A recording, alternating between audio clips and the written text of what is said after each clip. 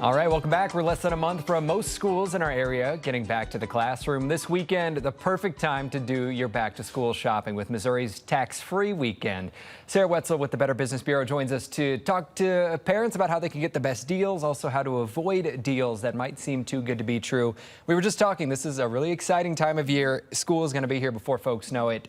So, you know, families hitting the ground running in-store, online. How can folks get the best deals? Yeah, well, it's fun, but it's an expensive time. So you want to make sure that you're getting the best deals. And by doing that is by planning ahead.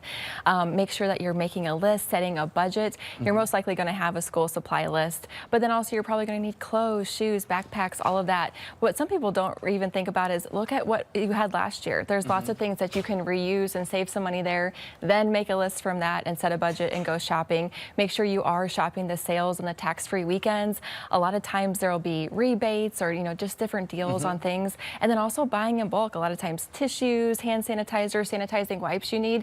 Get a couple parents, guardians together, buy in bulk and save a few bucks. Every dollar counts, right? Yeah, when I was younger, I didn't quite get it, but my mom would buy, the nice folders that last a few more years than the paper ones. And yeah, they're a little more expensive at the time, but I mean, those plastic folders can last a long time. Right. We also want to talk about scams. Are there any specific back-to-school shopping scams that folks should look out for? Yeah. Unfortunately, this is usually done online. So if you're not one where you're going to go to the store, you buy a lot of things online, that's where you really need to be careful, because even if you're doing an internet search for a bigger ticket item like a laptop, a tablet, something like that, then all of a sudden you see an ad on social media, it looks like it's a really good price. Yeah. You've got to beware. If it sounds too good to be true, it probably is, and unfortunately that's where we see a lot of the scams. Yeah, and we know those big ticket items like computers online are part of this tax-free weekend, so it might be really tempting to, score an even better deal. Absolutely. But yeah, give us some tips too about how we can avoid these back-to-school shopping scams. Yeah, well, just being careful, researching retailers if you're buying online.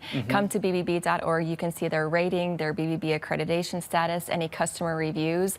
But then also whenever you're buying these big ticket items, do some research on those items too, about the brands, compare prices, look to see about the warranties and return policies before you buy, because that's the worst, is when you spend a lot of money and realize I can't return this.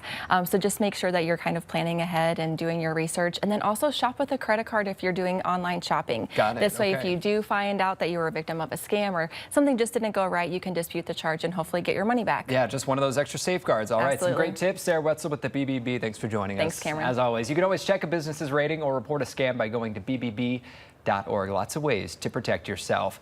Well, stay with us. If you still have those Bed Bath & Beyond coupons floating around your car, we have a use for them. That's up next. As is